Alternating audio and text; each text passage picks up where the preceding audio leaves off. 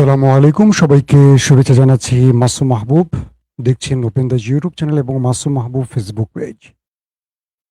আপনাদের অনেকেই জানতে চেয়েছেন আমি কেমন আছি? ফয়জুর রহমান আদিল, কিশোরগঞ্জ, পাকুন্দিয়া। জি, আলহামদুলিল্লাহ ভালো আছি। যারা জানতে চেয়েছেন সব ঠিক আছে। আমার মেয়ে ভালো আছে, আমি ভালো আছি।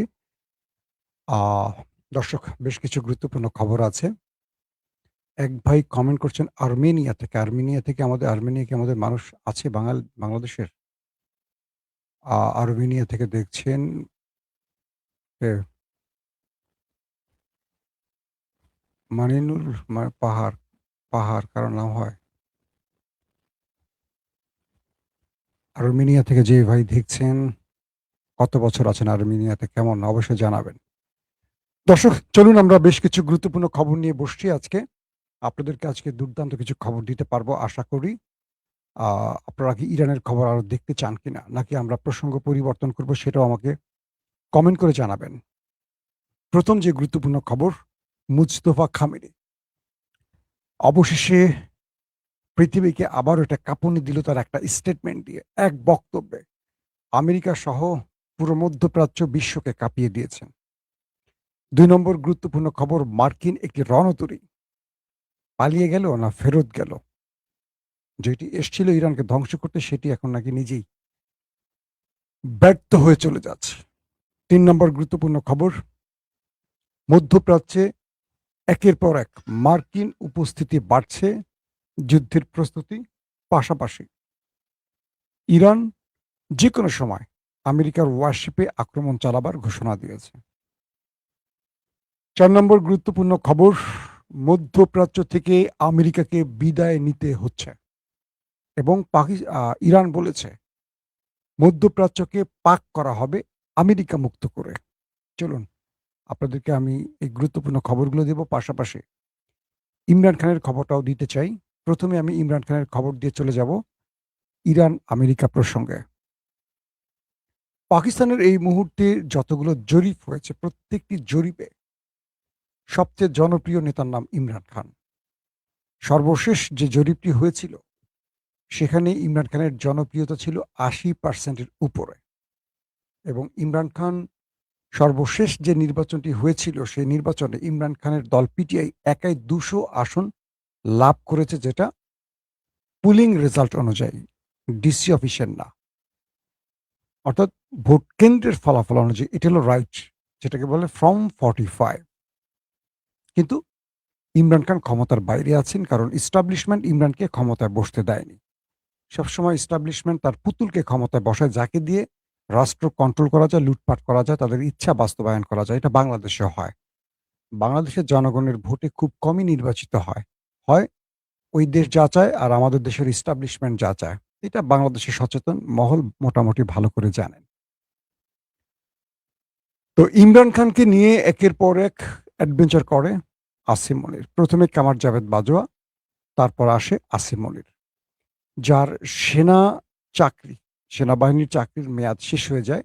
তারপরও সে ৪-৫ দিন এক্সটেনশন অতিরিক্ত নওয়াজ শরীফের কাছ থেকে নিয়ে তিনি এই পদে, সেনাপ্রধান পদের জন্য নওয়াজ শরীফের মূল্যায়ন নেন এবং পরবর্তী তিনি, যেহেতু নওয়াজ শরীফের দল ক্ষমতায় বসে, ইমরানকে হটিয়ে অবৈধ পথে কামার জাভেদ বাজওয়ার হাত ধরে পরে তিনি সেনাপ্রধান হন। এরপর সবকিছু তার কুক্ষিগত করে তিনি এখন ফিল্ড মার্শাল এবং পাকিস্তান চলছে আসিম মনিরের ইশারায় সবকিছু।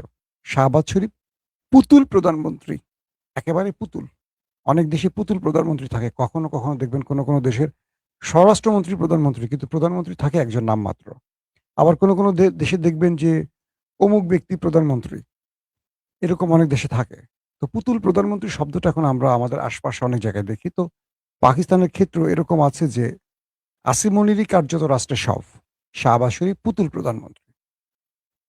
তো ইমরানের এই জনপ্রিয়তায় তিনি ঈর্ষান্বিত হন এবং তিনি বুঝতে পারছেন যে ইমরানকে কোনো প্রকার ছাড় দিলে ইমরান তাদেরকে ছাড়বে না এবং পাকিস্তানের ইস্টাবলিশমেন্টের দুর্নীতি বন্ধ করে ফেলবে, তাদেরকে গলা টিপে ধরবে। তাই ইমরানকে যেকোনোভাবে শেষ করতে হবে, তার রাজনৈতিক ক্যারিয়ার শেষ করতে হবে, তাকে অবৈধভাবে জেলে ঢুকানো হয়। তিনি আজ কত বছর, পাকিস্তানের শেষ যে নির্বাচনটি হয়েছে তার আগ থেকে তিনি জেলে, এখনো জেলে আছেন এবং এই মুহূর্তে তাকে কারো সাথে দেখা করতে দেয়া হয় না। তো আজকে সলমন সফদর নামে একজন আইনজীবী, ইমরান খানের একজন আইনজীবী তার সাথে দেখা করার সুযোগ পান এবং তিনি ইমরান খানের যে শারীরিক অবস্থা দেখেছেন তার একটা বর্ণনা তুলে দিয়েছেন। পাকিস্তানের গণমাধ্যম সেটা প্রচার করেছে। সেখানে বলা হয়েছে যে ইমরান খানের একটি চোখ অন্ধ হয়ে গেছে। তিনি সেই চোখে দেখছেন না। ইমরান খান তার আইনজীবীকে বলেছেন, "আমি আমার এই চোখটিতে কিছু দেখতে পাচ্ছি না।" পাশাপাশি তার স্ত্রী বুশরা বিবিরও চোখের সমস্যা দেখা দিয়েছে এবং ইমরানকে জেলে বিনা চিকিৎসায় রাখা হয়েছে। তার উপর প্রচুর টর্চার হচ্ছে মেন্টালি, শারীরিক বিভিন্নভাবে। কিন্তু ইমরানকে ছাড়া হবে না কারণ ইমরান খান এস্টাবলিশমেন্টের সাথে আতাত করবে না। এস্টাবলিশমেন্টের অনুরোধ রাখবে না। ইমরান খান আসলে একটা বোকা মানুষ। অনেকে বিদেশ থেকে এস্টাবলিশমেন্টের আ কি বলবো? আবদার রক্ষা করে প্রধানমন্ত্রী হয়ে যেতে পারে, রাষ্ট্রপতি হয়ে যেতে পারে, অনেক কিছু হয়ে যায়। কিন্তু ইমরান খান তার দেশের জন্য, জনগণের জন্য তিনি জেলখানায় আছেন আজকে ৩-৪ বছরের উপরে। তারপর তিনি ক্রমান্বয়ে অসুস্থ হতে মৃত্যুর দিকে যাচ্ছেন। তার একটা চোখ বিনা চিকিৎসায় অন্ধ হয়ে যাচ্ছে। তারপরও তিনি বলছেন মৃত্যু পর্যন্ত ওয়েট করবেন কারাগারে। এই জাতির বা এই দেশের বিজয়ের যে লড়াইটা তিনি করছিলেন, মুক্তির যে আন্দোলনটা করছেন, এখান থেকে তিনি ফিরে যাবেন না। পৃথিবীতে এরকম ৩ জনের নাম আমি বলতে পারি যারা আপসহীন নেতৃত্ব দিয়েছেন। নেলসন ম্যান্ডেলা, বেগম খালেদা জিয়া আর পাকিস্তানের ইমরান খান। খালেদা জিয়া এতটা আপসহীন ছিলেন যে ক্রমান্বয়ে তাকে মানে স্লো পয়জনিং করে আস্তে, আস্তে মৃত্যুর দিকে পাঠানো হয়েছে। তিনি আতাত করেননি। তার দল এখন আতাত করছে বিভিন্ন স্বার্থের জন্য বা আমি জানি না, শোনা যাচ্ছে এরকম বা তাদের কাজকর্ম দেখে মনে হচ্ছে যে তারা কোনো জায়গার সাথে আতাত করে হয়তোবা রাষ্ট্র চালাচ্ছে বা ক্ষমতা ধরে রেখেছে বা ব্লা, ব্লা, ব্লা। কিন্তু খালেদা জিয়ার যে চরিত্রটি ছিল সেটা ছিল আসলে আপসহীন। যেটা স্বাধীন বাংলাদেশে এই চরিত্রের নেতা বা নেত্রী এর আগে কেউ দেখেনি। এবং পাকিস্তান দেখল ইমরান খান নামক একজন নেতাকে যিনি ক্রিকেটের মাঠ থেকে এসে পৃথিবী জয় করার স্বপ্ন দেখেছিলেন। পাকিস্তানকে এক অনন্য উচ্চতায় নিয়ে যাওয়ার স্বপ্ন দেখেছিলেন। সেই স্বপ্নদ্রষ্টাকে এখন কারাগারে মৃত্যুর অপেক্ষায় থাকতে হয়েছে। আর পাকিস্তানের তেহরিক ইনসাফ হলো বিএনপির মতো। অর্থাৎ আন্দোলনের ডাক দিয়ে কেউ ফোন আর চালু রাখে না, সব ফোন বন্ধ রাখে। বেগম খালেদা জিয়া আমাকে একবার বলেছিলেন তার একটা 'ওয়ান টু ওয়ান' বৈঠকে, মার্চ ফর ডেমোক্রেসি সহ কয়েকটা আন্দোলনে যখন সরকার পতনের প্রচেষ্টা বিএনপি বা ৪ দলীয় জোট বা ২০ দলীয় জোট বড়, বড় আন্দোলন তৈরি করে। আন্দোলনের দিন কোনো নেতার ফোন আর মানে চালু থাকে না, সব ফোন বন্ধ হয়ে যায়। তো পিটিআইর অবস্থাটা এরকম হয়ে গেছে। পিটিআই আন্দোলনের ঘোষণা দিয়ে আর কাউকে খুঁজে পাওয়া যায় না। মাঠে শুধু কর্মীরাই থাকে। তো ইমরান খানের পিটিআই আসলে অনেক নির্যাতনও সহ্য করেছে। তবে কর্মীরাই সেটাই করেছে। কর্মীরা অনেক জীবনও দিয়েছে ইমরান খানের জন্য। তো সেই ইমরান খান এখন অন্ধ হয়ে গেছে। এটা আমাদের জন্য সবচেয়ে দুঃখজনক একটা ব্যাপার। পিটিআইকে এই মুহূর্তে যদি রাজপথে নেমে একটা আন্দোলন করে এস্টাবলিশমেন্টের পতন ঘটাতে না পারে বা এস্টাবলিশমেন্টেরকে বাধ্য করতে না পারে ইমরানকে মুক্তির জন্য, মনে রাখবেন পাকিস্তান আরো কয়েকশো বছরের জন্য কি বলবো অন্ধত্বের দিকে চলে যাবে। এই পাকিস্তানের মুক্তি অসম্ভব বলে মনে হচ্ছে। যেটা বাংলাদেশের ছাত্র জনতা দেখাতে পেরেছে সেটা পাকিস্তান দেখাতে পারছে না। এটা পাকিস্তানের জন্য সবচেয়ে লজ্জা এবং কি বলবো কলঙ্কের। আসেন আমরা ইমরান খান খবর তো পেলেন, এবার আমরা আমেরিকা ইরানের খবরে চলে যাই।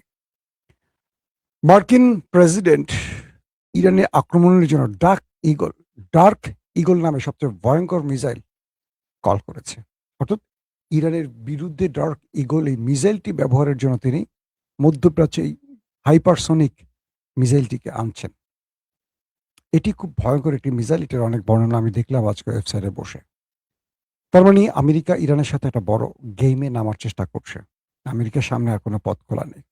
পাশাপাশি ট্রাম্প নতুন করে আরেকটি ট্রুথ সোশ্যালে হুমকি দিয়েছে ইরানকে। তিনি এখন অনেকটা বলা যায় যে Facebook, YouTube, Twitter এ আমরা একে অপরের সমালোচনা করি না বা হুমকি দেই না? ট্রাম্প এখন বাস্তবে কিছু করতে না পেরে চলে গেছে ট্রুথ সোশ্যাল। এটি তার নিজের একটি সোশ্যাল মিডিয়া। তো সেখানে তিনি আমেরিকাকে বার্তা দেন। সে প্রতিদিনই নানান রকম ছবি আপলোড করেন। গ্রাফিক্স বা এআই ব্যবহার করে ছবিগুলো বানান। কখনো M4 রাইফেল হাতে নিয়ে দাঁড়ান, কখনো এটা করেন, ওটা করেন, করে নিজেকে একটু হিরো প্রচারের জন্য তিনি এই কাজগুলো করেন। সিনেমা-টিনেমা হয়তো একটু বেশি দেখেন হলিউডের না। আমার মনে হয় তিনি শাকিব খানের ছবি বেশি দেখেন ডোনাল্ড ট্রাম্প। ওকে। তো ডোনাল্ড ট্রাম্প নতুন আরেকটি মানে সোশ্যাল মিডিয়াতে তার পোস্ট এসছে, সেখানে লেখা আছে, the storm is coming, the storm is coming, অর্থাৎ তুফান আসছে। মানে তিনি আমেরিকার প্রেসিডেন্ট হয়ে ইরানকে বোঝাচ্ছেন, আমেরিকার তুফান আসছে, ইরান তুমি সতর্ক হও, তোমাকে সেই তুফান ভাসিয়ে নিয়ে যাবে, এমন তুফান আসছে।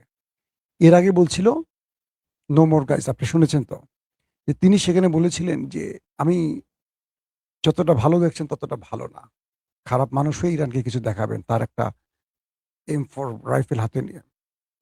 এবার তিনি বলছেন কি, দ্য স্টর্ম ইজ কামিং, তুফান আসছে। সেই তুফান ইরান ভাসবে কি ভাসবে না, সেটারও ইরান জবাব দিয়ে দিয়েছে। ইরানের নেতা মুস্তফা খামেনি বেঁচে আছেন না মরে গেছেন, এটা নিয়ে অনেক আলোচনা হয়েছে মার্কিন গণমাধ্যমে। এবার তিনি আরেকটি বার্তা পাঠিয়েছেন বিশ্বের কাছে, তার জাতির কাছে এবং আমেরিকার উদ্দেশ্য করে, গালফ কান্ট্রির উদ্দেশ্য করে, সবাইকে উদ্দেশ্য করে। যখন ইরানের সাথে আমেরিকার বৈঠকটি হলো, ইরানের পররাষ্ট্রমন্ত্রী আব্বাস আরাকচির সাথে এবং ইরানের রাষ্ট্রদূতের সাথে রাশিয়ার, মানে দুটো দেখা হয়েছে দুটো বৈঠকের পর, কোনো একটা অদৃশ্য কারণে ইরান খোলস থেকে বেরিয়ে আসছে। ইরান এখন নিজেই ধমকি দিচ্ছে আক্রমণ করার। এতদিন ধমকি দিত না, এতদিন তারা খুব ব্যালেন্স করে কথা বলতো। আক্রমণাত্মক কথা বলতো ট্রাম্প, আর ইরান বলতো গঠনমূলক এবং ধৈর্যের সাথে। কিন্তু এখন ইরান নিজেই ট্রাম্পের চেয়ে বড় অ্যাট্রাকিং মুডে কথা বলছে। তো এর আগে বলেছে যে কোনো সময় ইরান হরমুজে মার্কিন নেভিকে কবর দেবে, বা তাদের মিসাইল বা ড্রোন যে কোনো সময় অ্যাটাক বা স্ট্রাইক শুরু করবে। এবার মুস্তফা খামেনি যে বক্তব্যটি দিয়েছে সেটি হলো যে 1000 কিলোমিটার দূর থেকে কোনো লোভী গোষ্ঠী এই অঞ্চলে আসবে আর এই অঞ্চলের শান্তি নষ্ট করে আমাদেরকে বিভাজিত করবে, আমাদের ঐক্য নষ্ট করবে, আমরা তাদেরকে পানিতে ডুবিয়ে মারব। 1000 মাইল দূর থেকে কে আসছে? মধ্যপ্রাচ্যে আমেরিকা। তারা গালফ কান্ট্রিতে এসছে, মূলত তারা অর্থ লুট করতে আসছে এবং পেট্রো ডলার পকেটে ভরে তারা আমেরিকাকে উপরে নিচ্ছে। মুসলিম দেশগুলো গরিব হচ্ছে আর এই দেশগুলো ধনী থেকে ধনী হচ্ছে, কারণ আমাদের রাষ্ট্রগুলোতে রাজনৈতিক অস্থিরতা তৈরি করে এখান থেকে লুট করে, আমাদের দেশের যুদ্ধ ছড়িয়ে দিয়ে প্রাকৃতিক সম্পদ লুট করে, আমাদের দেশের তেল সম্পদ, মানে আমাদের মানে আরবের কথা বলছে, আর আমাদের দেশগুলোতে রাজনৈতিক অস্থিরতা তৈরি করে এখান থেকে যা পায় লুটপাট করে চলে যায়। আমাদের নেতাদের অবৈধ টাকাগুলো তাদের ব্যাংকে রাখার সুযোগ করে দিয়ে তারা কোটিপতি হয় আর আমরা ফকির হই। আমাদের রিজার্ভ শূন্য, তাদের রিজার্ভ থাকে ট্রিলিয়ন ট্রিলিয়ন ডলার। কিন্তু আমাদের নেতারাই এই দেশের ওইসব লোকদেরকে তারা আবার নেতা বানায় যারা চুরি করতে পারে। সৎ লোকদের কখনো দেখবেন ভারত, আমেরিকা বা উন্নত দেশগুলোর নেতা বানাবে না। তারা সবসময় খোঁজে চোরদের। বাংলাদেশের বা পাকিস্তানের এস্টাবলিশমেন্ট দেখবেন সবসময় লুটেরাদের নেতা বানায়। কারণ এইসব ব্যক্তিরা যখন ক্ষমতায় বসে তাদের সুবিধা হয় লুটপাট করতে। ধরেন ইমরানকে কেন পাকিস্তানের এস্টাবলিশমেন্ট পছন্দ করে না? কারণ ইমরান খান নির্ভেজাল লোক এবং দুর্নীতি করতে দেয় না কাউকে। তার ৩.৫ বছরে তিনি দুর্নীতির গলা টিপে ধরেছিলেন। এই সময় আর্মিরাও খুব বেশি সুবিধা করতে পারেনি লুটপাটে। এখন কি হয়? এখন যারা ক্ষমতায় বসছেন তারা অবৈধ। তো অবৈধরা তো কাউকে বৈধতা দিতে পারে না বা কাউকে অবৈধ বলতে পারে না। এই সুযোগে পাকিস্তানের জেনারেলরা যার মতো পারছে লুট করছে। একদিকে সরকার লুট করছে, একদিকে আর্মিরা লুট করছে। একে অপরই ভাগে যোগে লুটপাট করছে। এই টাকাগুলো তারা কি পাকিস্তানে রাখছে না, তারা আমেরিকায় পাঠায়। তো বাংলাদেশে গত ৫৪ বছরে যারা ক্ষমতায় ছিল, আওয়ামী লীগ, বিএনপি, জাতীয় পার্টি, অন্তর্বর্তীকালীন সরকার, কেয়ারটেকার সরকার, যেটাই বলি, যেই কদিনের জন্য ক্ষমতায় বসতে হাজার হাজার না লাখ লাখ কোটি টাকা বিদেশে পাচার করছে। এই টাকাগুলো বিদেশের ব্যাংকে রাখার জন্য তারা অনেক ধনী হয়েছে, আর আমাদের টাকা চলে যাওয়ার কারণে আমরা গরিব হয়ে গেছি। সোজা বাক্য। আর এই নেতাদের চেয়ে বড় দোষ কাদের জানেন? আমাদের ভোটারদের। নির্বাচনের আগে অমুক ভাই তমুক ভাই ৫০০ টাকা দেয়, ১,০০০ টাকা দেয়, মারি ভোটটা। এরপরে গলায় পাড়া দিয়ে, আমাদের গলার উপরে পাড়া দিয়ে তারা হাজার কোটি টাকা নিয়ে চলে যায় আমাদের ঘাড়ে ঋণের বোঝা রেখে। আমরা জনগণ বুঝি না কে সৎ কে অসৎ। দেই ভোট, কারণ টেন্ডারবাজি তো আমি করব। কয়জন লোক টেন্ডারবাজি করে? কয়জন লোক নেতার বা রাজনীতি করে সুবিধা পায়? অথচ অধিকাংশ মানুষ আবেগে ভুল জায়গায় ভোট দেয়। এখন বিষয়টা তৈরি হচ্ছে এরকম যে কি বলে, মার্কিন প্রেসিডেন্টের এই হুমকির পর মুস্তফা খামেনি যে বক্তব্যটি দিলেন একদম কড়া বার্তায়, যে 1000 কিলোমিটার দূর থেকে কেউ এসে আরবে, গালফে বা আমাদের এই অঞ্চলে অস্থিরতা তৈরি করবে আর পকেট ভরে চলে যাবে, তাদেরকে এখন আমরা পানিতে ডুবিয়ে মারবো। মানে আমেরিকাকে বলছে। বলছে যারা এই অঞ্চলে ব্লকেড তৈরি করেছে, তারা কদিন পর লেজ গুটিয়ে পালাবে। মানে আমেরিকার ওয়ারশিপকে উদ্দেশ্য করে বলছে। এবং এই দুনিয়া তাকিয়ে দেখবে আমেরিকার পরাজয়। এবং তাদেরকে সব রকমভাবে ব্যর্থ করা হয়েছে। বাকি সময়টুকু তাদেরকে ব্যর্থ করে এখান থেকে ঘাট ধাক্কা দিয়ে বিদায় করা হবে। মানে এখান থেকে তাদেরকে বিদায় করা হবে। ইরান আমেরিকাকে এখান থেকে বিদায় করবে। এবং বলছে যে মধ্যপ্রাচ্যে আমেরিকা আর থাকতেই পারবে না। এবং মধ্যপ্রাচ্যকে, আরবকে পাপ মুক্ত করা হবে আমেরিকার বিদায়ের মাধ্যমে। এই শব্দটা একদম মুস্তাফা খামেনি স্প্রেডলি বলছে। মধ্যপ্রাচ্যকে পাপ মুক্ত করা হবে। পাপ মুক্ত করা হবে আমেরিকাকে এখান থেকে বিদায় করে। তাহলে এই বক্তব্যে পুরো পৃথিবী কেঁপে উঠছে এবং বলছে হরমুজ প্রণালীর কন্ট্রোল ইরানের হাতেই থাকবে। আমেরিকা যা খুশি করুক, যত পারুক অ্যাটাক করুক, যত কিছু করুক, হরমুজ প্রণালী আর কারো কন্ট্রোলে যাবে না। এটা ইরানের হাতেই থাকবে। এটা এখন এই অঞ্চলের সম্পদ। পাশাপাশি আমেরিকাকে উদ্দেশ্য করে বলেছে, আপনারা নিরাপত্তার জন্য তাদেরকে ডেকে এনেছেন, তারা তো খাল কেটে কুমির এনেছেন। আপনারা আমাদের ভাই। আমরা শত শত বছর একসাথে আছি। আমরা একসাথে থাকবো। আমরা একসাথে শুধু থাকবো না, ভাই হয়ে থাকবো। আপনাদের নিরাপত্তার জন্য ইরান যা খুশি, যা কিছু করার সব করবে। আপনারা ভাববেন না ইরান আপনাদের উপর কোনো হামলা চালাবে বা কোনো আক্রমণ করবে বা আপনাদের সম্পদের প্রতি ইরানের কোনো লোভ আছে। আপনাদেরকে আশ্বস্ত করতে চাই, আরবকে বলছে যে আপনারা আমাদের ভাই। ধর্মমতে এবং সবকিছুর দিক থেকে আপনারা আমাদের ভাই। আপনারা আমাদের বিশ্বাস করেন। আপনারা ওদেরকে আর এই অঞ্চলে স্থান দিয়ে এই অঞ্চলকে বিভাজিত করবেন না। আমাদের মধ্যে ফাটল ধরাবেন না। আপনাদের জন্য আমাদের বার্তা হলো, আপনারা যেভাবে চান মধ্যপ্রাচ্যকে সাজানো হবে, কিন্তু আমেরিকা মুক্ত করতে হবে। যদি আপনারা এ অঞ্চলে আমেরিকাকে মুক্ত না করেন বা আমেরিকাকে এখান থেকে না খেদান, তাহলে আপনাদের অস্তিত্ব রাখবো না। একদম ডাইরেক্ট মুস্তফা কামালির বক্তব্য। এই অঞ্চলে আপনাদেরকে থাকতে হলে অবশ্যই আমেরিকাকে তাড়িয়ে থাকতে হবে। আমেরিকাকে সঙ্গে নিয়ে থাকতে পারবেন না। এবং এই অঞ্চলে নিরাপত্তা আপনাদেরকে ইরান দেবে। প্রয়োজনে অন্য কেউ দেবে, কিন্তু আমেরিকা নয়।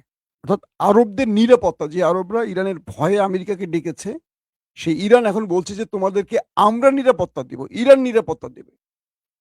আগলে রাখবে ইরান। কিন্তু আমেরিকা থাকতে পারবে না। আর যদি আমেরিকাকে রাখতে চাও, তাহলে তোমাদের থাকা হবে না। তোমাদের অবস্থা আরো করুণ হয়ে যাবে। তোমরা এখন সিদ্ধান্ত নাও কি করবা। কি বার্তা দিয়েছে মুস্তফা খামেনি বুঝতে পেরেছেন? এবং ইরানের প্রেসিডেন্ট মাসুদ পেজেশকিয়ান স্টেট একদম খোলামেলা বলেছে, এই অঞ্চলের সকল অশান্তির কারণ হলো ওই দেশটি।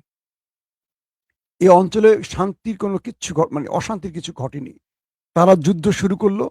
তারা আমাদের সুপ্রিম লিডারকে মারলো, আমাদের বড় বড় নেতাদের মারলো, কমান্ডারদের মারলো, আমাদের সেনা বড় বড় কর্তাদের মারলো। আমরা প্রত্যুত্তর দিয়েছি, আমরা যুদ্ধ ছড়াইনি। এখন আমাদের যেটা করার সেটা আমরা করব। আমরা আর আমেরিকাকে কোনো প্রকার তোয়াক্কা করি না। আর কিছু করার নেই। আ আমরা আর মুস্তফা খামেনি এবং মাসুদ পেজেশকিয়ান দুজনেই বলছি, আমরা আমেরিকাকে আর কোনো প্রকার ছাড় দেব না। আমেরিকা যা খুশি করতে পারে। তাদের জন্য আমাদের সকল রাস্তা বন্ধ। এবং এতদিন তারা বলছিল যে আমাদের দাবি এটা, এটা, এটা। এখন ইরানের মূল একটি দাবি, আমেরিকাকে মধ্যপ্রাচ্য ছাড়তে হবে। ট্রাম্প ও সান মাইনকে চিবা। এতদিন তো হরমুজ প্রণালীর ইস্যু, নিষেধাজ্ঞার ইস্যু, এটা ইস্যু, ওটা ইস্যু। এখন ইরানের মূল দাবি একটি, আমেরিকাকে মধ্যপ্রাচ্য ছাড়তে হবে। এখানে আমেরিকা থাকতে পারবে না।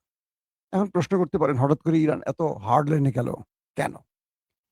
ইরানের সাথে রাশিয়ার কোনো কঠিন আলাপ হয়ে গেছে এবং ইরানকে নেপথ্যে সাহায্যকারী দেশ চীন এবং রাশিয়া বিশেষ কোনো সিগন্যাল দিয়েছে, এটি ধারণা করা হচ্ছে। এবং এই যুদ্ধে প্রয়োজনে তারা সরাসরি জড়াতে পারে বা সব রকম সহযোগিতা দিয়ে দাঁড়াতে পারে। এই অবস্থায় ইরান আমেরিকাকে আর ছাড় দেবে না। ইরান বলে দিয়েছে, মুস্তফা খামেনি স্পষ্ট করে বলেছে, আমেরিকার চ্যাপ্টার ক্লোজ। বুঝছেন আপনারা এখন খেলা কোন দিকে যাচ্ছে? আমেরিকার চ্যাপ্টার ক্লোজ। এবং এই লাইভ আপাতত ক্লোজ। আল্লাহ হাফেজ। ওপেন দাইস মানে সত্যকে সত্য বলা, মিথ্যেকে মিথ্যে বলা। আমরা শোনা কথা নয়, চোখে যা দেখি তাই বলি।